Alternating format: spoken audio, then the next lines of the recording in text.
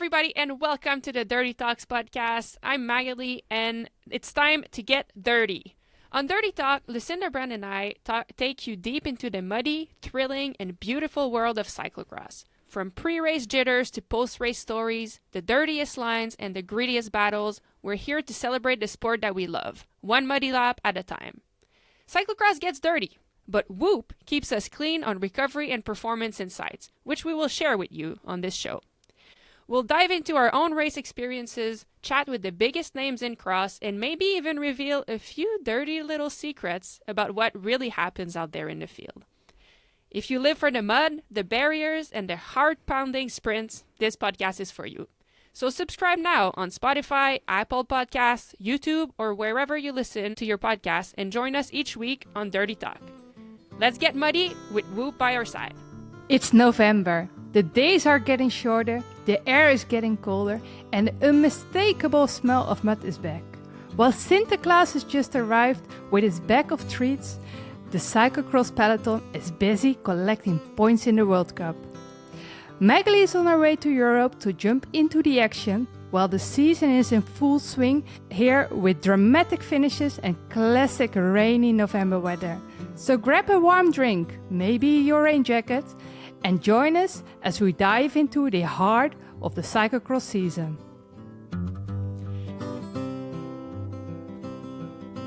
Let's get dirty with Lucinda, Brand, and Maghalie, Rochette. So now you talked about the November weather, the rainy November weather, which makes me very excited to go to Dublin. Yes.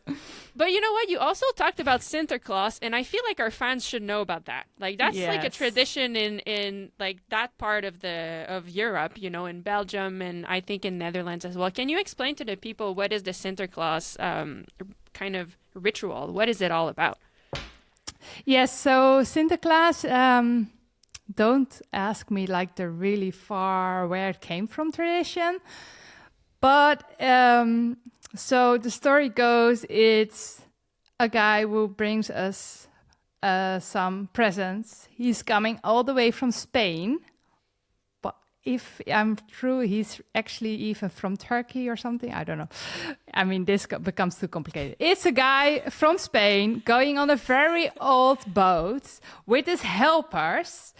And his helpers are trying to get the packages to all the nice kind children who have been acting perfectly the whole year, you know, kind of story.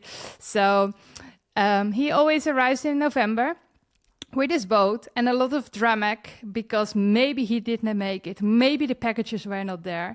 And yes, then on the 5th of December, then everybody's celebrating his birthday with some packages. But till then, the children are allowed to put their shoes at the door.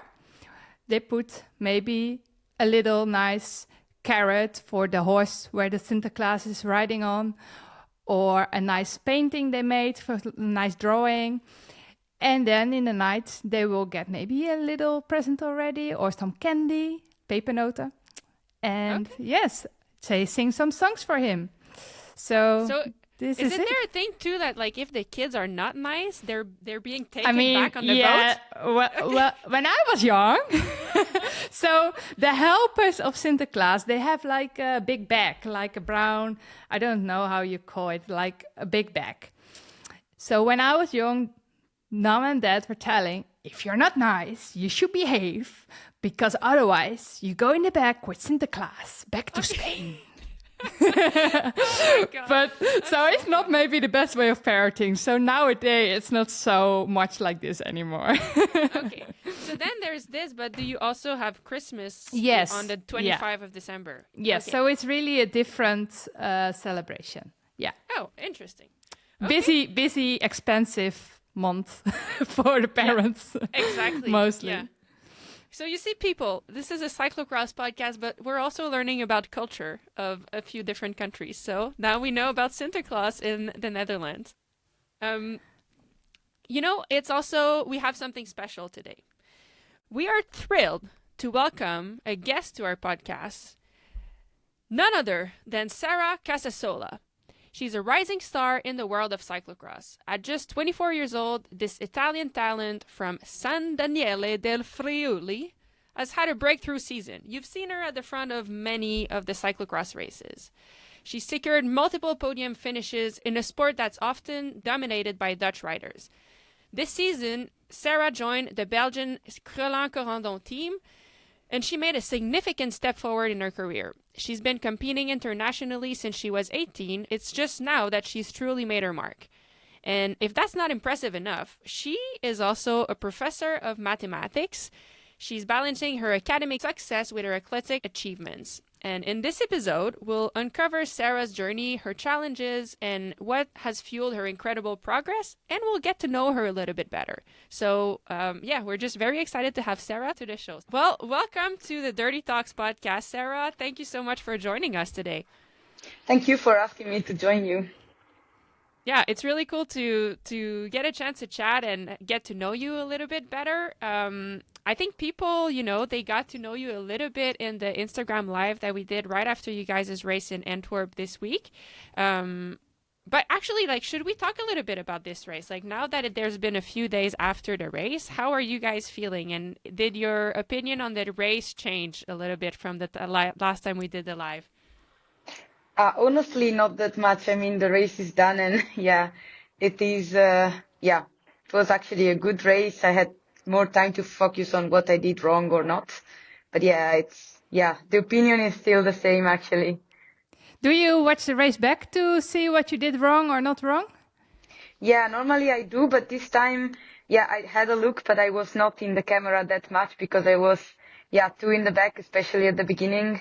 I really wanted to see the parts on the sand, but they never recorded me. So I looked at the others like you, Sam, how you did the lines. So for next time I can also use it. Yes. I like to do that, to watch what the others did that I didn't do maybe. And I'm like, oh my God, I wish I would have seen that, or I wish I would have done it differently. When we chatted Sunday, Sara, you mentioned something that I thought was really interesting was, I think you gained confidence in the sand from lap to lap, and you said that maybe in the beginning you were not confident enough, so you were running a lot in the sand, and maybe that made you lose some time. And then as the race went on, you started gaining confidence and riding more.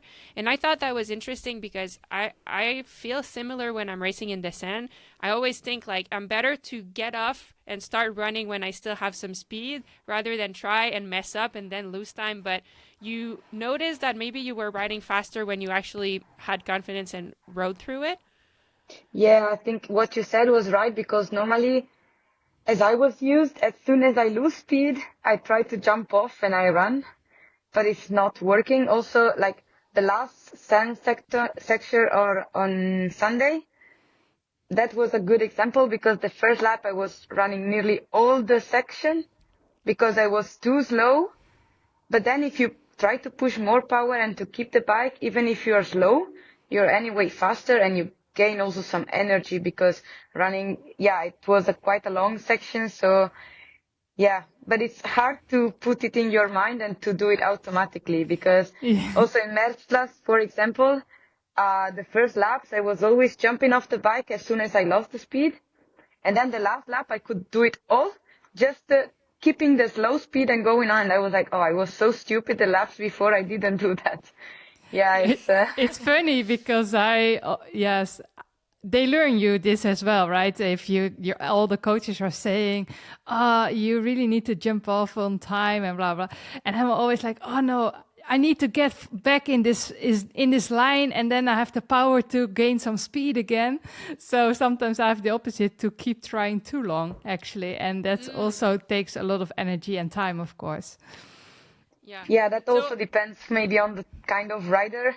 I think you're way more powerful than me, so you can also try to take the bike out more.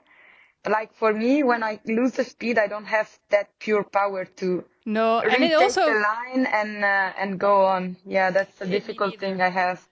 It also depends on the type of sand. Yeah, this sounds very complicated, people. Not every sand is the same. Yeah. But it's really like that. And so that also depends on the sand. But yes, maybe I do have a little bit more power, but I also mess up my power then by trying too long sometimes. So it's really, really difficult to find that thin balance from not too much running, which blows up your legs, or not trying too long, which blows up your legs.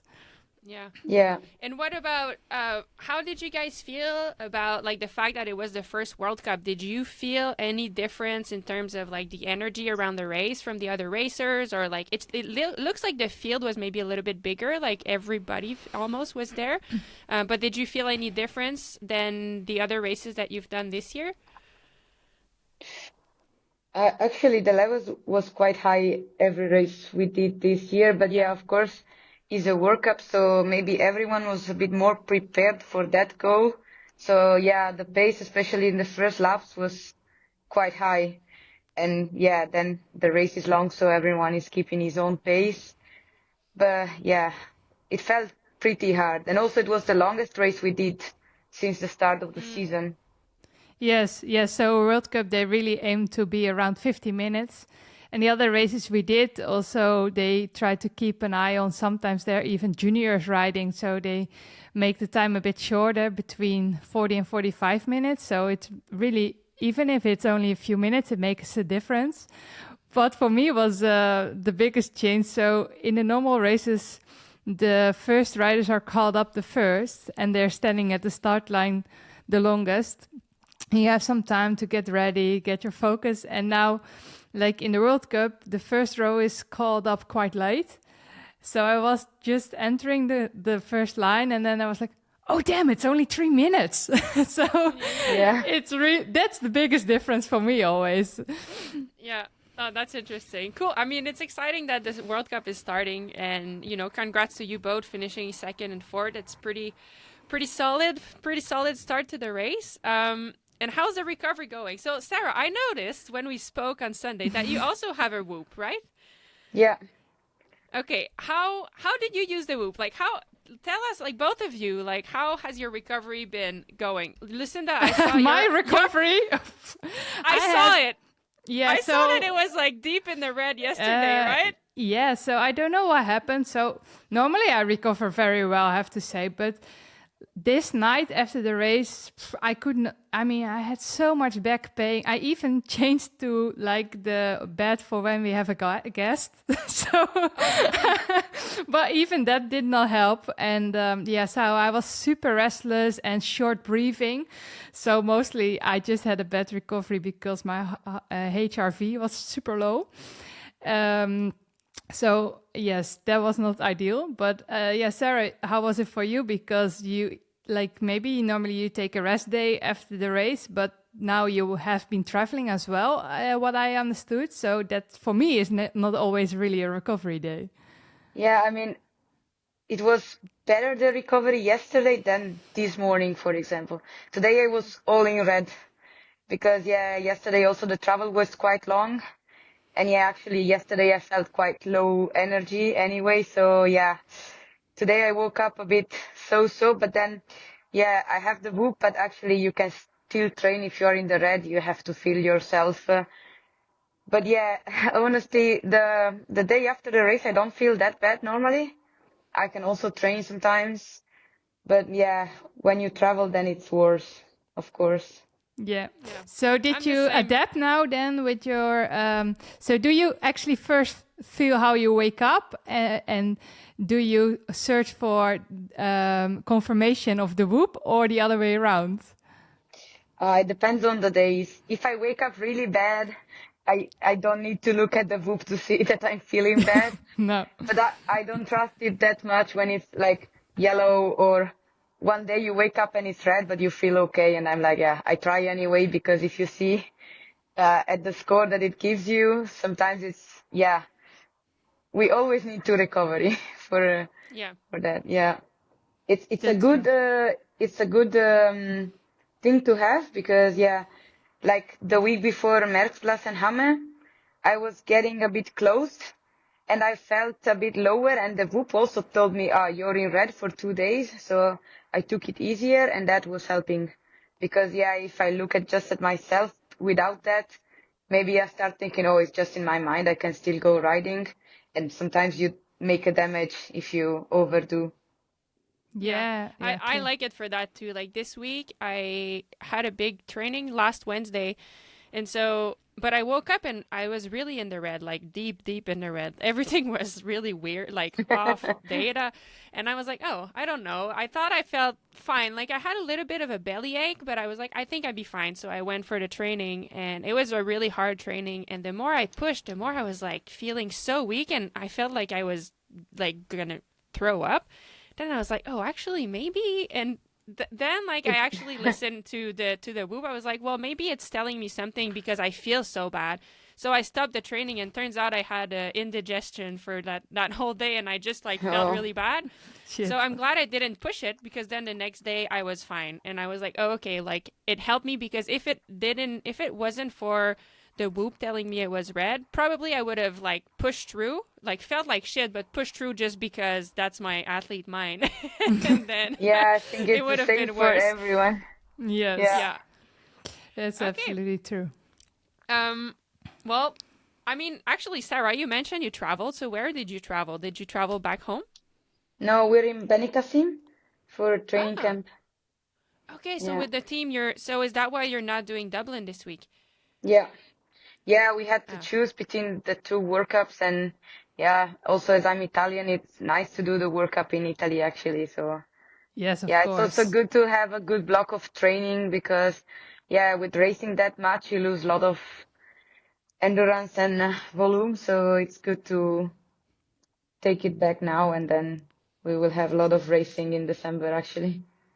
Yeah, that's true. No time to train there. No. No. Okay, I mean, if that's okay with you, we have a few questions so that people can get to know you. Yeah. And, Are you and not only people, us as well, right? us as well? Yes. Okay, so let's start with a hot one. Are you ready? Because that's a tough one. Yeah, we go full in straight away. Okay. We go right in. Okay, so if we go back to Merck's Blast just last week, I don't know if you were made aware that Lucinda, in an interview, she said something about you. So we should put people in context. So, there were a few passes in the race, and you tried to pass a few times. And then in the interview, Lucinda said that she wasn't so happy about your passing. So, I mean, how did you react when you heard that interview? Like, you can tell me. Just not how you reacted to me, but just how you reacted in your surrounding. Your yes, first when you heard the reaction. interview. Did you hate her? You can tell me. If you hated Lucinda, you can tell me. No, She hates me now, too. the fact was that I just knew that in Hamme after the race, in an interview, they asked me like, what do you think about Lucinda telling that? And I was like, oh, I didn't even know that she was saying that. And then I was like, yeah, okay, maybe it was a tough move. But then I rewatched the race, and I felt a bit bad also because, I'm quite new in the front now. And yeah, Lucinda is a really good rider. So yeah, I felt like, oh, I don't want to look like the one who does these bad things. So I immediately backed to there as soon as I rewatched the race. Because yeah, of course, race is race. And yeah, sometimes it's tough to take a choice. And actually, in that moment, for me, it looked smart. And also, I was careful not to pull Lucinda because I just wanted to take her wheel. But then I rewatched the race and I was like, it was time. Yeah. Yes, so Sarah texted me, and yeah, what I also a little bit said in the interview, it's sometimes hard. First of all, it's also part of the race, of course, to fight for your position, and so then it's always a thin balance. So yeah, and when she texted me, then I thought I need to make a moment out of this and make sure she comes in our podcast. We can talk more about it. But Maghalie, how do you deal? Sarah is not the only rider who is really fighting for her places. There are more riders. If a rider like that is around you in the race, do you prepare yourself? Do you take other lines? How do you race then? I think it's knowing the style of the riders, and like in a way, like I personally admire kind of that aggressivity to take your spot and to take the chance to go in front. Like you need that to perform well, and I'm sure it's part of why you've performed so well this year, Sarah. Like you take your place, and that's important. And it's something that I struggle. So I struggle with. Like I'm always too nice with the people. So like if someone like wants to pass me, I'm like, okay, like one person can go, and then suddenly like 10 go, and you're like, Yeah. shit, So I actually admire that a lot from other riders. But then, like, how do you act? Like, how do I deal with that? I think it's just like knowing which riders like are aggressive and making sure that you kind of match that aggressivity, like as a racer. So for example, like I've often end up with Inga. And Inga is kind of like that. Like she will make aggressive passes, but and she's super powerful, but she's not the fastest in the technical parts, and she knows it. So she uses it, and she like always passes me before the technical parts, and then I'm stuck. And so like You're like, I can't, I can't blame her for that. Like that's just a smart race move. So like I need to adapt my racing to that. So I think like that's how we should do it, is like adapt just our style of racing to like the people that are around us. And like if someone's going to be aggressive in a pass, it's like, okay, well, I'm also going to fight for that corner then. Yeah. And so I think, I don't know, like what do you think? Yeah, honestly, I tried to be more aggressive because the past years I was like you. You Yeah. let a rider pass and everyone is passing because honestly, I don't want to crash in a stupid way. So No. I was always, if you have to fight for a position, I was always losing it. So yeah, now that I was there, I was like, oh, as I'm also not the strongest, if I can gain a position in the difficult parts, then I can also gain some energies. Because if Lucinda takes 2 meters, she come back. Maybe I cannot come back on Fem or Celine if they attack, no? Like in Rudervoort also, I was really aggressive. I really watched the race and it was, yeah, sometimes also not the right moment to do it. But I think it will come because you also need to practice a bit and to understand, oh, that lap is needed that I do that. Maybe 2 laps before it's not needed. But yeah, I passed from not doing anything to do too much. I have to find a balance in that. Yeah, of course. I mean, you have to try out. That's for sure. it's good. But is this then also? I mean, this is not the only part why you really made that step this season, is it? You changed your team. You went to Krelan. Is that why you really made that step, or what? How? I mean, like you also said yourself, like you really made a big step. So, tell me. I'm very curious. Oh, sorry. Can you? I lost you. dropping out. I think.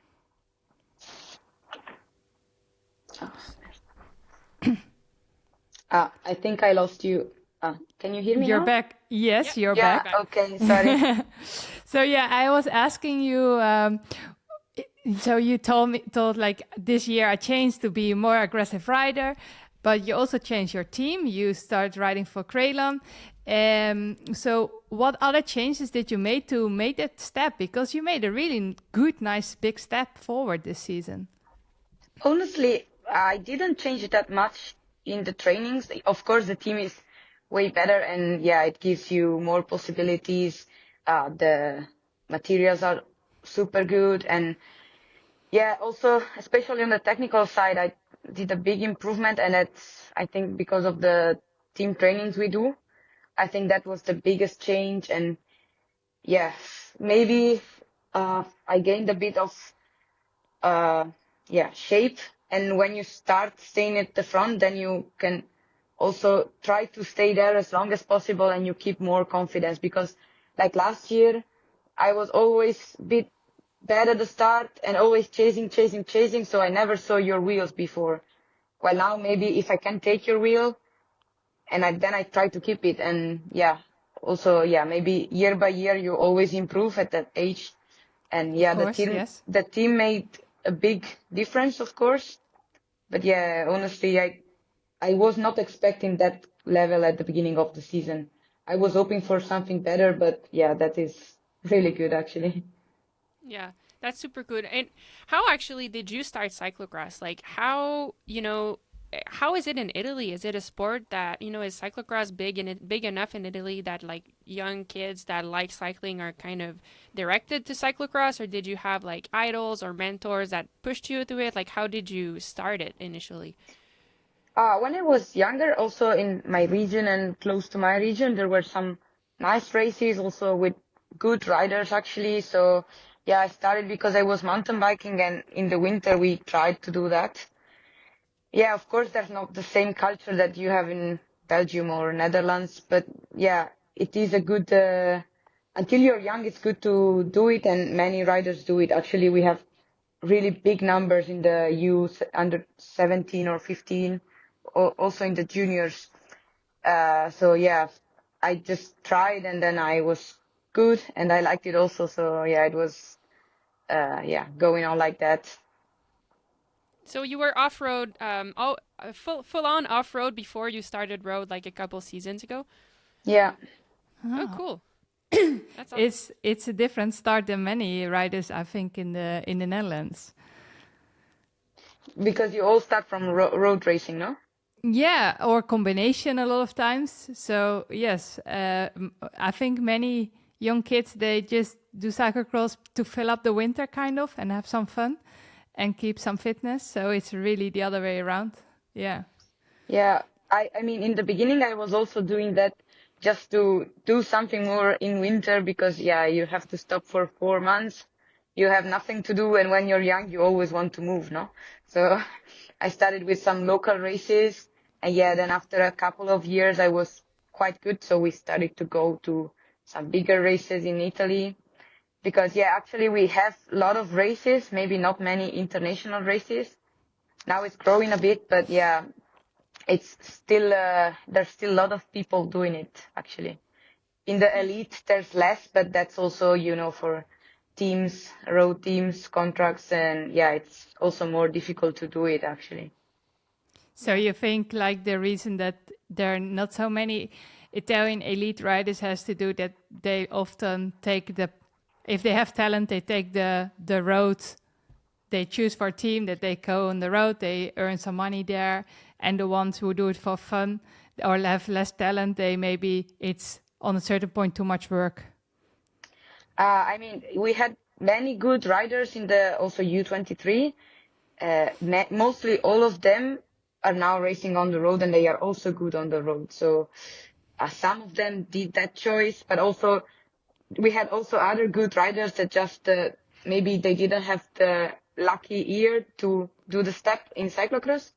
And then, yeah, if you get stuck maybe just doing small races, you don't earn enough, then you have to take another choice. Yeah, that's also luck, I think. And yeah, the teams you're in, how you work on yourself, and what the choices you do also.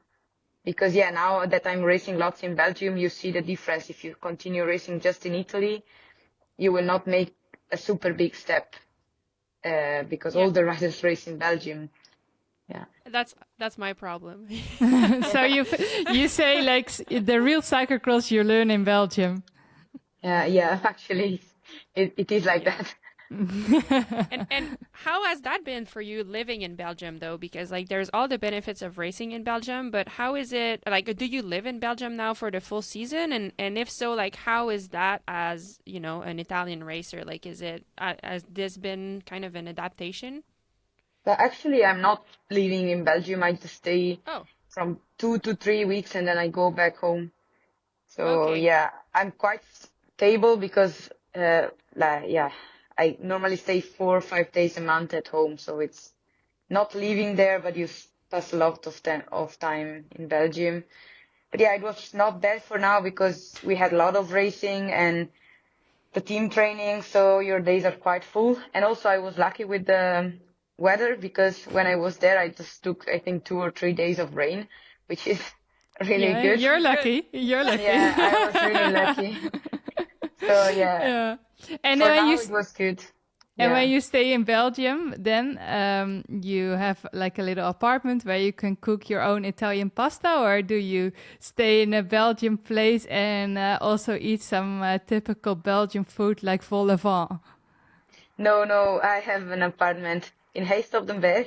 Yeah, yes. And yeah, I cook by myself.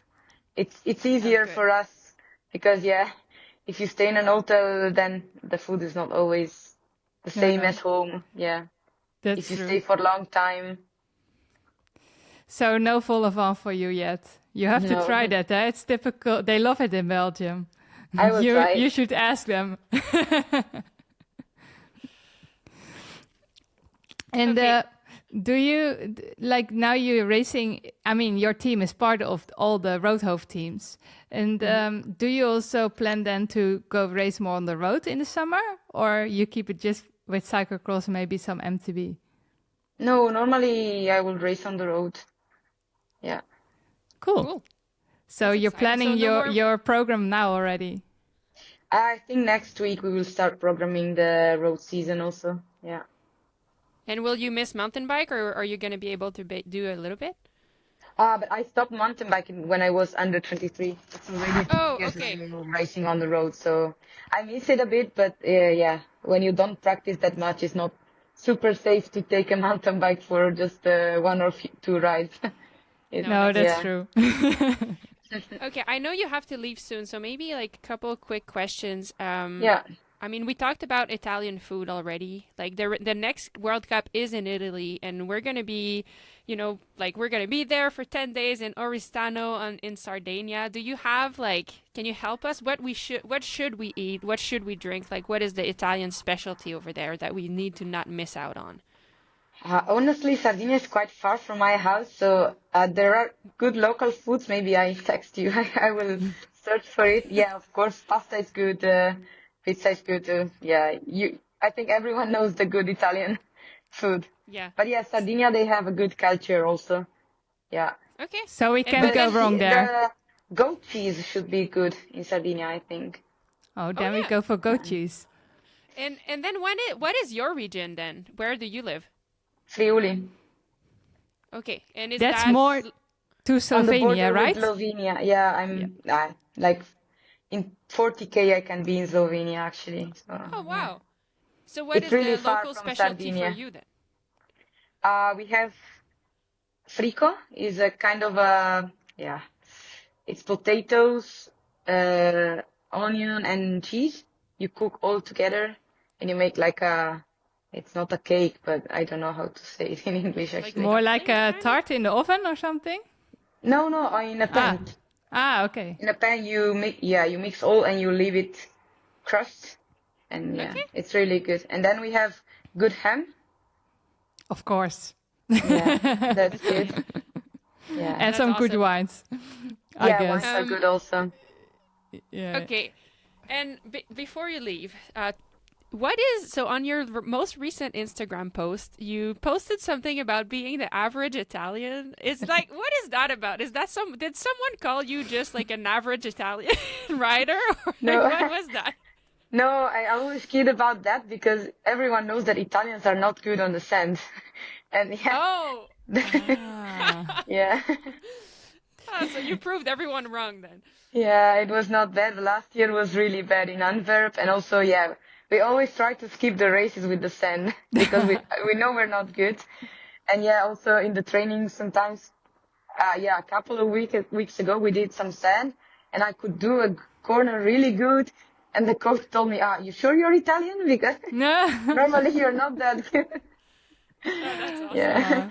When you try, you become better in it, right? So Yeah, it's all about practicing. Yeah. exactly. So, actually, I wanted to do like a little. Do you still have time, or you have to go already? Actually, I should go, but I have time in 45 minutes if you want to catch up again. Then we just want to know one thing, because the people who listen, they love some pro insights. So do you have a really, really good tip for them to become a good cyclocross rider? Oh, that's a tricky question, eh? I don't know. If you have passion and you go on trying, I think that's the main good thing because, that's what I did actually. I liked it. I tried and tried and tried again. And and Look then where come you to are now. Belgium for practicing even more. Yeah. I love that. Cool. Me Thank you too. so much for your time, Sarah. That's super Thank kind you, of and you. sorry if I have to leave you that early, but yeah, Nope, no we We problem. are have. It super was great. happy that you joined our show, and I think all people learned a lot more about you. So I'm sure you have some more fans around the course now. Thank you. Thanks a lot. Have a Thank good you. trains camp. Have a good Bye. training Thank camp and you. see you See next you in week. Sardinia. Bye. Yes, bye. Bye bye. Oh, well, it was really cool to have Sarah, huh? I actually I Yes. didn't know almost anything about her, so it's really nice to get to know her. You've I gotten to know knew her a quite little. a bit. I knew a little bit from her Instagram, but that's all. So it's really nice. I mean, yes, we see each other every weekend, but it's a hi bye kind of vibe, and it's Yeah. nice to have a little bit of a moment to chat a bit more and to get to know her a bit more. Yeah, I thought she was really kind, and I'm very impressed by, yeah, just how well she speaks English and how Yes. open she is. Like she's, yeah, super cool. So I think it's nice to have her on like I don't know, nice to have her on the podcast, but also nice like now in the races we get to chat maybe a little bit more. So Yeah, sometimes cool. brings you a bit more close indeed. And yeah, you jump a bit easier into each other, I think, on the races now. yeah, I want to talk about something that she said. You know, she said, and she had mentioned it in the live that we did, but she talked about it again. How her technical skills improved so much because she is now able to ride with other people. You know, that's so true. So true. Like, I remember just the workout that I did with you guys last year when we went to your forest and I joined the workout. Like, it's funny because it's like the actual skill, you know, you already have it. We didn't do like skill practice or anything. Like, it's just like we did some corners, but the speed at which you do the corners following a wheel, that's the one thing you can't practice alone, you know? Yeah, or Like- the fight for a corner. Exactly. Yeah. Exactly. But it makes such a difference in cyclocross. Like I've noticed sometimes when I like the first races that I go back to when I'm in Europe, I mean I guess like I can do the speed, but I can't do the technical feature at speed on someone wheels. Like that's Yeah, that is the but- challenge. That's so difficult to really ride on it on the wheel of someone is so incredibly hard. Yeah. Because there comes so much trust with that person, but also with yourself, and that you're sure that whenever it's needed, that there's something unexpected happening, that you can react in the correct way. Otherwise, you crash.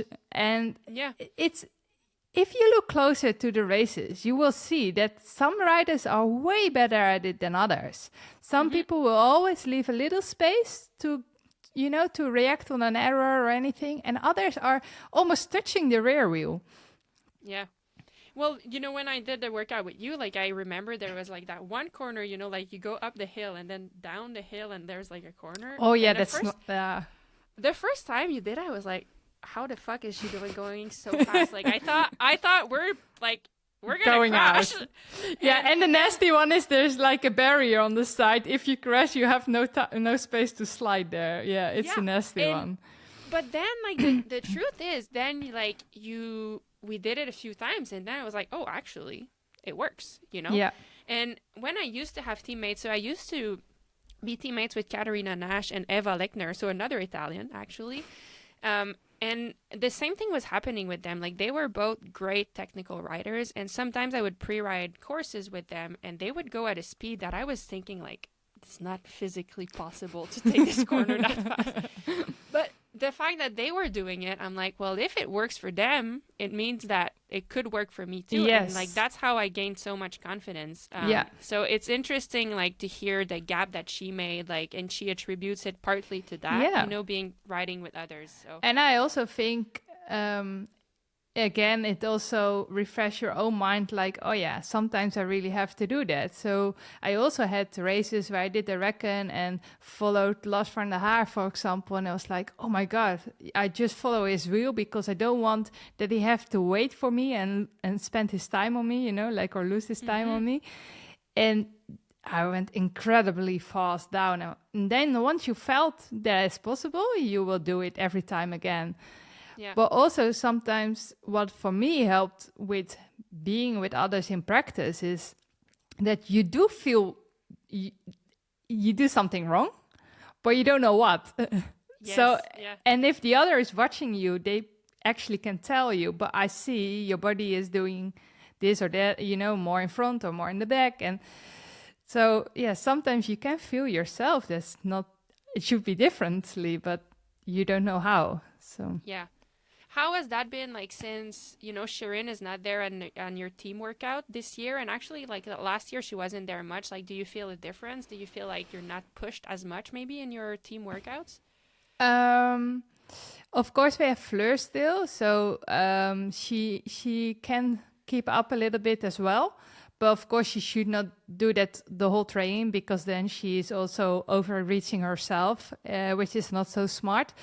So sometimes, yes, maybe especially on the high intensity that you maybe fight for a corner or something like you explained and what we did together that time. But on other moments, she is also taking the front and I can take her. Then I can practice riding in her wheel and she's taking good lines then also. Or sometimes I can see that she maybe is taking totally different lines. So I can also tell her, maybe look at this line. So yes, of course, it's always nicer if you are with more because yes, you have more moments to challenge and more moments to learn. But at least I'm not alone, so that's a good thing. Yeah, for sure. Yeah, it's cool. And anyway, I really enjoyed her interview, and it's cool to see, like, it's true, she talked about, like there have been a few good Italian riders, and, like, it's unfortunate that we lost some of them to the road, like Silvia Persico is now mostly racing on the road, and she's doing great on the road, but just... She is. It's taking a lot of time, so she's not as much in cyclocross, but... Yeah, it's cool that she chose, like, that Sara chose to, like, put her focus there. And yeah, it's nice to have other nationalities at the front of the races. That absolutely. So this first start of the World Cup, I think I never have been on the first row being so internationally, actually. So that was really cool. So we had Luxembourg, Italy, France. Yeah. And Belgium and the Netherlands. So it was good. And what I also really liked, what she said.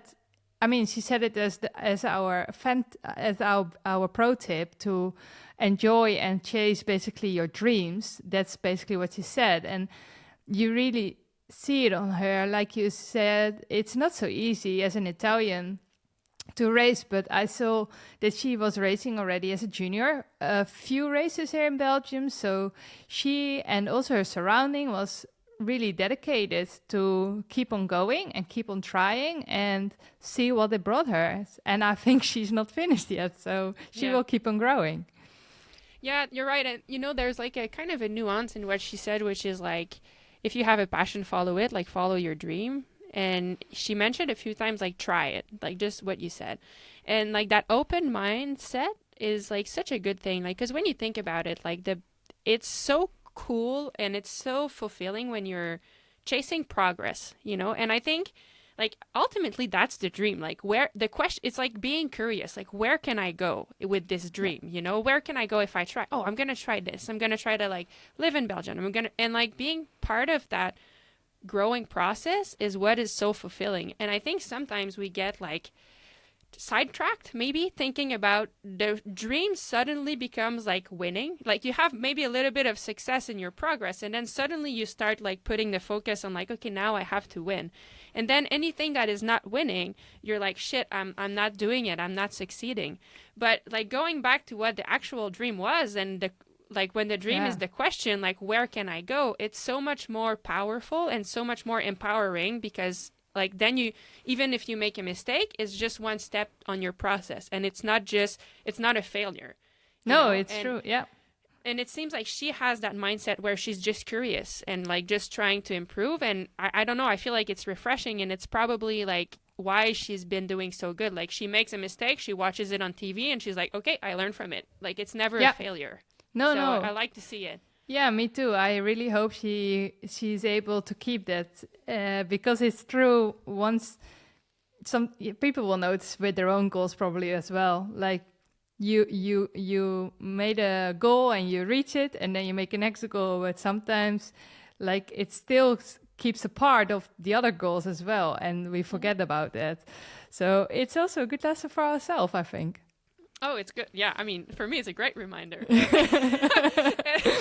I think this year that's where my focus is more on. Like where I'm leaving tomorrow actually to Europe, and my goal is not like for one, I'm not focused on like a result.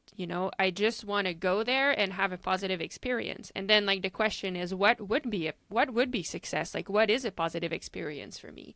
And it will be a positive experience if I go there and I feel like I'm progressing, like that really is what would make me happy. Because sometimes even the result, like you can have a great result and still not be happy about how you perform, because you can still be like, I feel like I didn't give my best. So if I just like give my best every time and feel like I tried something, it worked or it didn't work, but then I can grow from it for the next one, then I'll go back home in a month and say like, wow, this was actually a really good positive experience, and I'm coming back home a better rider than I was when I left. And like that's ultimately the goal. Like, just where can I go? Yeah, absolutely. So I mean, it's always great to have like to win a race, or like make like you say, I want to reach one time podium and reach that goal. But that it's totally true that there's so much more around just one little result, especially in things like cyclocross.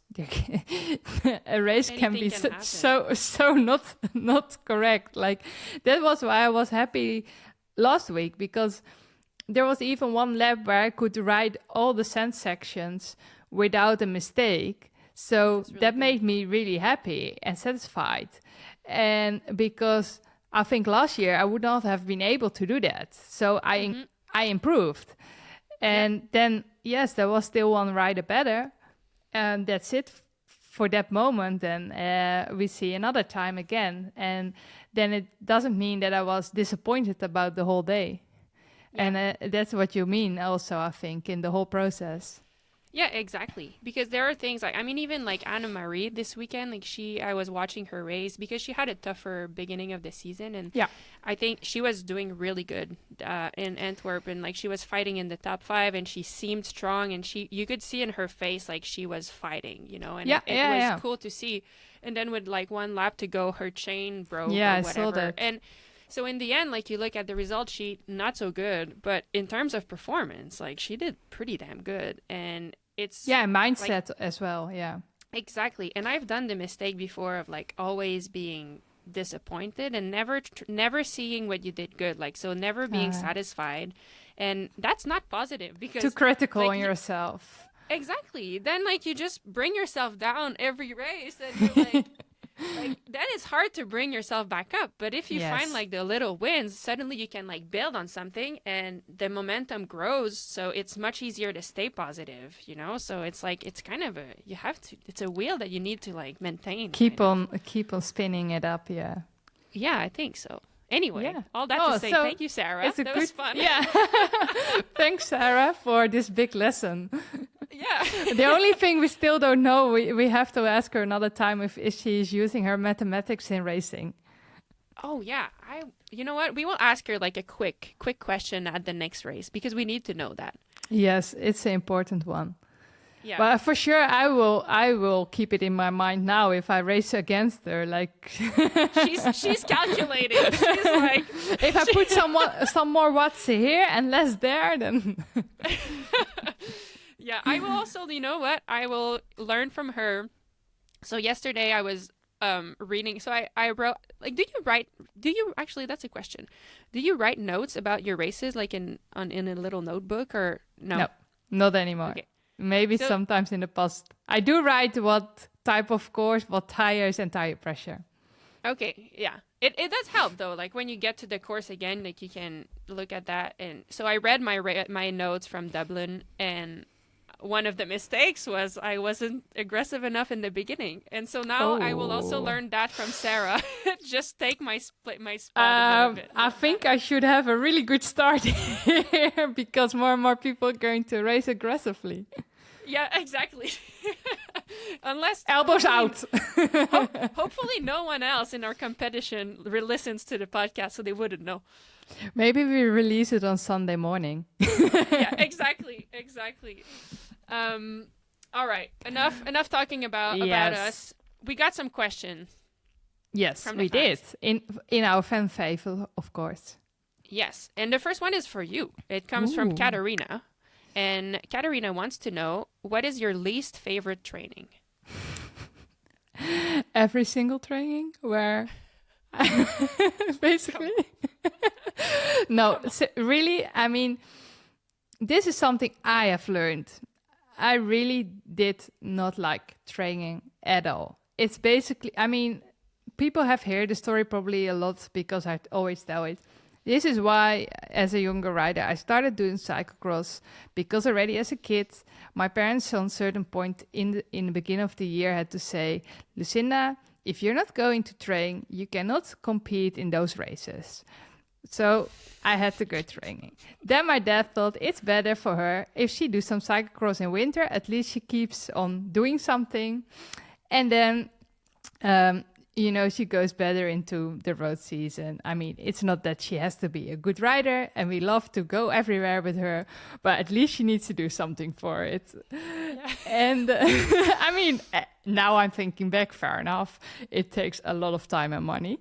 So, but so when I was like 18, 20, I was still waiting for my dad coming back from his work. We were doing the rides together, so I was really pushing them into the day, always, the trainings, hating them.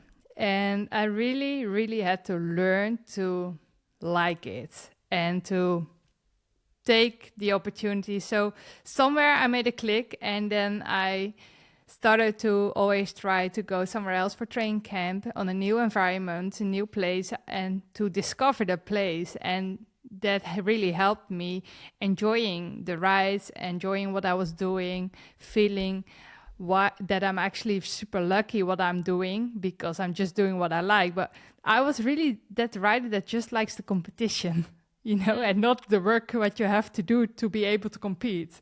Yeah. So I do love it way more now, and I just know I have to get the job done sometimes, but those trainings where you're going to be hurt, even if they are just short, I'm like, fuck, I really don't like it. Yeah, I just, if give me a 5-hour ride, just nice in the mountains, up and down, give me as lot as descending as possible, I'm in, But as soon as they're intervals, I'm counting down. Yeah. But then maybe I'm even more satisfied after, because then I'm always proud I did it. So then how do you get through it? Like, let's say you have that interval training. Do you see it just like as a checklist, or do you tell yourself this is gonna help me for the race? Like, do you use any type of tricks? If I have a good vibe and I just can reach the power, so it's just a checklist. Like, okay, I'm halfway now, or if it's 6 sets or something, I'm like, okay, 1/3, and I'm halfway. It's only 2 to go, like this. But if you have bad legs, it's way harder, of course. And then also a lot of times in my mind, it's you who want to reach those goals. And if you want to become better, this is the moment. These are the trainings you will think back when you're racing in the front, so this kind of motivational talks. Yes. And music, a lot of music. I always listen music when I do the intervals. Yeah. And that's, good tips. So hopefully, Katarina, you like them tips. Yes. If you needed tips to enjoy the training, yes, it does help. Mm-hmm. Yeah. But there are not only questions for me, Maghalie. Okay. Because Katarina is also really interested how you arrange all your logistics when you're in Europe. For me, it's sometimes already complicated. I'm like, oh my God, all the way to Dublin. And it's not that far. But you fly, so no car. Cyclocross is a sport with a lot of bikes. Tell us, how do you do this? Yeah. I've tried many different ways over the years. So this year we're doing different. In the past several years, what we have done is we would go for a long time. So we would go for about 3 months in Europe. We would go there with 3 bikes and all the sets of wheels. We would rent a camper and kind of rent a house that we could stay the whole year, our whole stay. And this has like a lot of positive, but for me, I've noticed that it has not worked so well. So this year we're trying something a little bit different. And actually, I'm excited to try because it seems very much simpler logistically. So what we're doing is we're only going for about 3 weeks this time, and it starts in Dublin for us. So we are not even renting a camper. What that does in terms of making it simpler, like of course maybe I won't be as warm at the race, but the good thing is it's so much more simple to rent a car. Normally when we fly, like imagine like we have maybe 12 luggage and it's only 2 people, and then we have to. Is it even allowed? Yeah, it's allowed, but it costs a lot of money. Yeah. And so sometimes like what we had to do in the past is like get to Belgium and then we hire 2 taxis. So already like that's 500 euros. And then the taxi drives us to the rental car, to the camper van place. Then we get the camper van. Then we put everything in. Then we have to stop at IKEA to outfit the camper van. Then we stop at the grocery store, we get some food, and then finally we get to the house. But usually like from the time we land to the time we get to the house, it's already like time to go to bed. Like it's already taken all day. And jet lagged. So you're totally yeah, you're a bit fucked. So it's like always like the first day is kind of like ugh. So this year, actually, like we fly with each one bike. Like David has a bike, I have a bike. They're both mine, but like we just want 2 bike bags and like set of wheel and luggage. Just very simple. We rent a rental car, go to Dublin. Actually, the race is really close to the airport, so very very simple. And from there, we will just fly to Sardinia. Then we spend a week together there, and then fly to Belgium. We're just making it like less equipment, but it simplifies the logistics. And how do you do that with the wheels? Like, so you only take a few pair of wheels, but do you have still different options in type of tire or? Yeah, so we will have 6 different sets of tubular wheels, tubes. So I have like 3 muds, 1 fast, 1 medium, and 2 regular. Like, so okay. I have like kind of a range still. Yeah. And we have like a big zip wheel bag that can fit I think like 4 sets of wheels. Oh, wow. And then I put more in the bike bag. So like it kind of works. If you want, you can get around like 5 wheels in a bike bag, depending on the bike bag. Exactly. Pro tip. Pro tip. So that's kind of how we do it. And you know, what's simpler for me in terms of going for less time is also because normally when we leave for 3 months, like it's almost like you're moving somewhere for a little bit of time. So there's a lot of logistics in terms of how we close the house at home, and like and it's like when you're packing, it's stressful. It's more in your like, mind, also bigger. Exactly. So now 3 weeks, I'm like, oh, short trip. Like we'll be it's back nothing. in no time. It's nothing. And so it makes it very much easier to kind of deal with. So yeah, we also get help from our sponsors, you know, so like Feedback Sports is sending me a trainer over in Europe, so then I don't have to travel with it. Same with Repair Stand for the mechanic. So, you know, we get help from our sponsors over there, just kind of make it easier. And from her friends. Lucinda, exactly. And help from Lucinda. No, joking. It's very tiny. It's tiny to you, but for us, like, it's kind of a headache that we're saving, you know? And so it does help having friends over there to help. So I hope that answers the question, Katerina, but that's kind of how we do it. So actually this year, both David and I are like, oh, so simple. Because we just go for a short time. Yeah, well, I'm super excited that you finally come over. And so you also, I mean, you take a big part in the sun. So you will also not be so much depressed like other years because of our lovely weather. Yeah. But, you know, also the depressing thing sometimes is we feel lonely in a house because we where we used to stay, we just don't have friends, you know, so we wouldn't see anyone. And sometimes like it's fine for 1 week, 2 weeks, 3 weeks, 4 weeks, but after 3 months of never seeing anyone, It's you hard. get like it gets lonely. And I think, as you said, like with Sarah, like at the races you see people, but it's so busy that it's like hi and bye. Like that's kind of all you have time for. So now, like, actually on top of the sun, which will be nice in Sardinia, we're excited that we're going to be with you guys, with you and Levin, because then like it's friends, you know, we have like that part that we sometimes miss. It's going to be like we have the social part, which is really cool. So I think it should be fun. I think so too. I'm really looking forward to that. But before we go to the nice sun, we first go to Dublin. I checked the weather forecast. There might be some rain, maybe or not, also not. What do you think? What are your thoughts? I hope mud.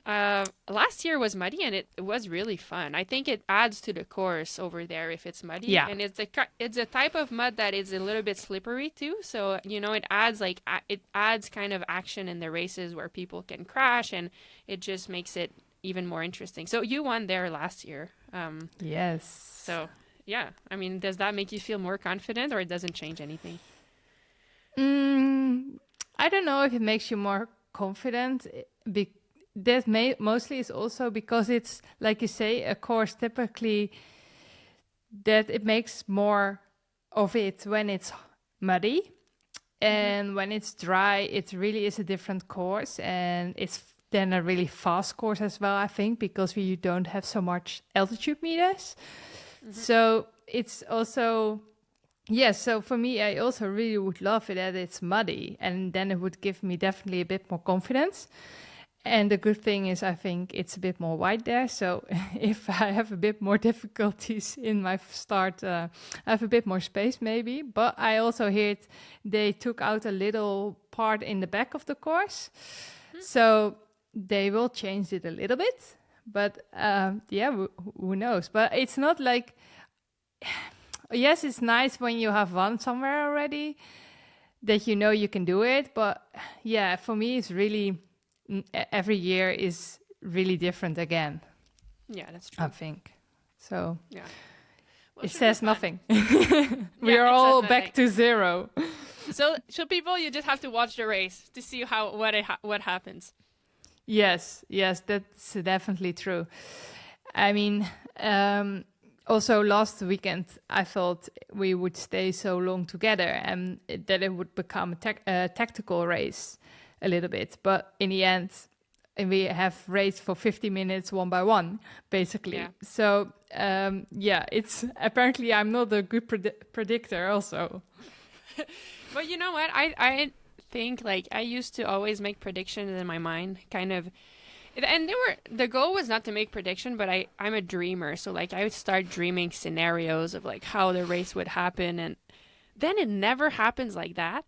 and then it's like a shock, you know, like the race would start and then I'm like, oh my God, like, this is not how I imagined it. Do you get an error then?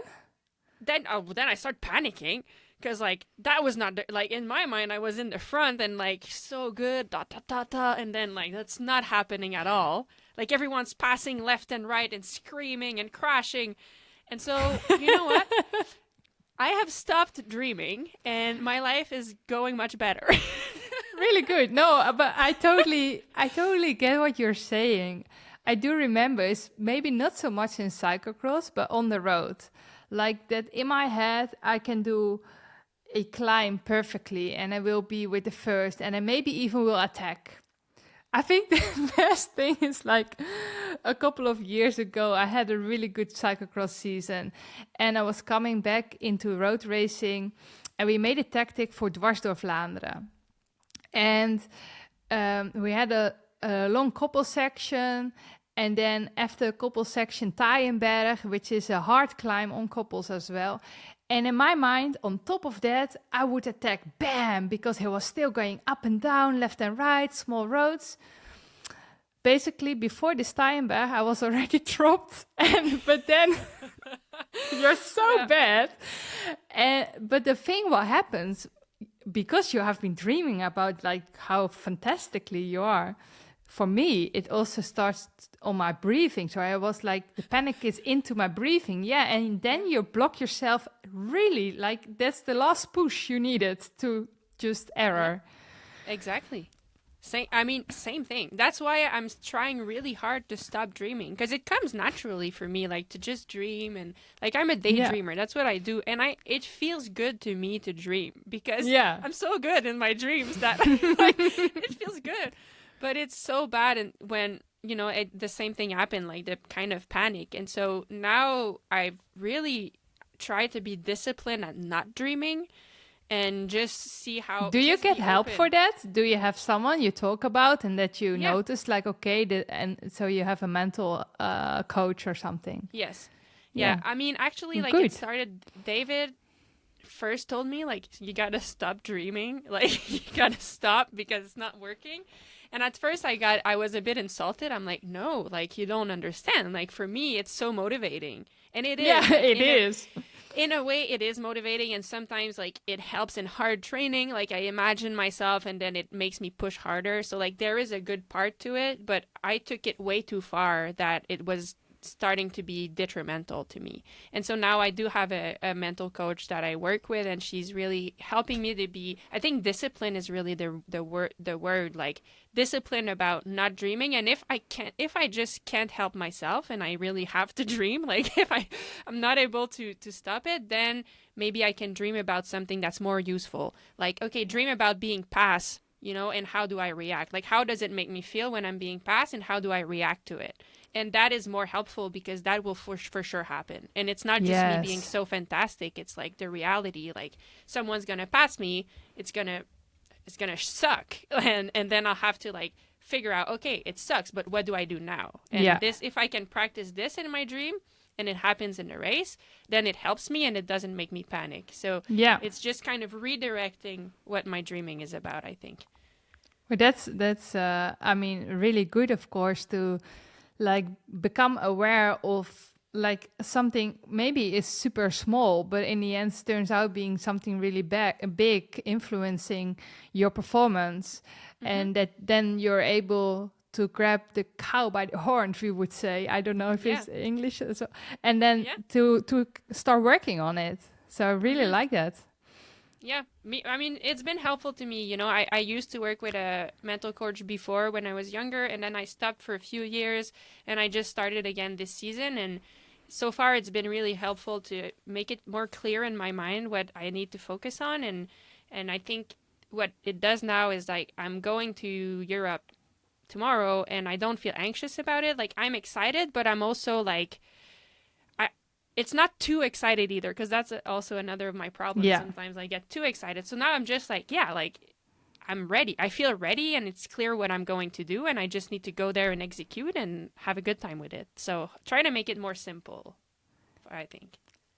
Let's continue that. Yeah, let's try. I will keep you reminding in Sardinia. And the last part of it, very important then for Dublin. What's your pick? Oh. I love Femme, but I don't want to pick Femme. Why? So I will, because I want it to be interesting. I want it to be different. You know, she won last week, so she does have a good chance of winning again. Should not get too boring. No. So I'm gonna pick you in first, Femme in second, and Zoe Backstead third. Yeah, Zoe. Yeah. I was a bit expecting more last weekend, but maybe the sand was too hard for her, that she's not used to it. So then, her power maybe suits better to Dublin. Yeah. Well, so apparently Celine have been a little ill. Yeah. And I guess she's also racing Dublin, isn't it? Because like a few are skipping Dublin and a few are skipping Sardinia. But then I think if she's just back on level, she might have a good chance, actually. For sure. Yeah. Yeah. So then I would maybe say Femme winning. Yeah. And then Celine.